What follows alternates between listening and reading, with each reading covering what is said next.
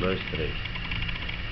Foi desafiado pelo meu amigo Carlos no desafio Lançar a Palavra, e a palavra que eu quero compartilhar com vocês é esta, que está no livro de João, capítulo 3, versículo 16.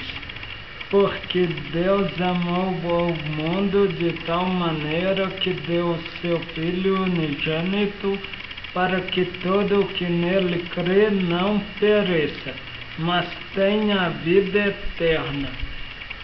Essa é a maior prova de amor que Deus tem para conosco, porque Ele estava com seu Filho na glória, seu único Filho, e teve Ele a coragem de nos amar a ponto de dar o seu próprio Filho para morrer em seu lugar. Amém?